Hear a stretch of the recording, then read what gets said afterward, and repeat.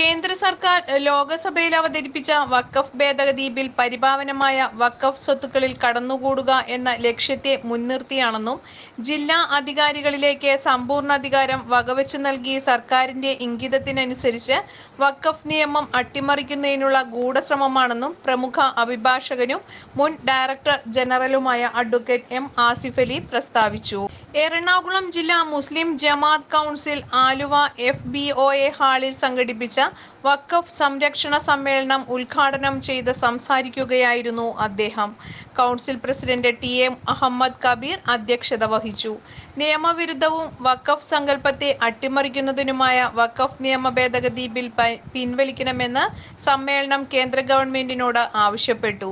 Indian ഭരണഘടനയുടെ സുരക്ഷിതമായ കവചത്തിനുള്ളിൽ പൗരന്മാർ സുരക്ഷിതരാണെന്നും ലോകത്തെ ഏറ്റവും ശക്തമായ ഭരണഘടനയായി പറയപ്പെടുന്ന അമേരിക്കൻ ഭരണഘടനയെ വെല്ലുന്നതാണ് നമ്മുടെ ഭരണഘടനയെന്നും സംഘപരിവാറിന്റെ ഇഷ്ടത്തിനനുസരിച്ച് ഭരണഘടന പൊളിച്ചെഴുതാൻ കഴിയില്ലെന്നും മുൻ കേന്ദ്ര Waqf council secretary advocate BM Jamal വിഷയം അവതരിപ്പിച്ചുകൊണ്ട് പറഞ്ഞു. വിവാദമായ വഖഫ് ബിൽ ഭരണഘടന ഉറപ്പു നൽകുന്ന മതവിശ്വാസാചാരങ്ങളിൽ സ്വാതന്ത്ര്യത്തിന് മേലുള്ള കയ്യേറ്റമാണെന്നും പുതിയ ബിൽ നിലവിലുള്ള വഖഫ് സ്വത്തുക്കൾ അന്യാധീനപ്പെടാൻ കാരണമാകുമെന്നും പ്രസ്തുത ബിൽ പിൻവലിക്കണമെന്നും അദ്ദേഹം ആവശ്യപ്പെട്ടു.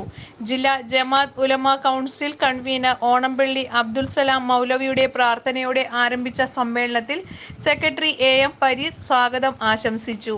മുൻ assistant solicitor general advocate TPM Ibrahim Khan ചർച്ച ഉദ്ഘാടനം ചെയ്തു.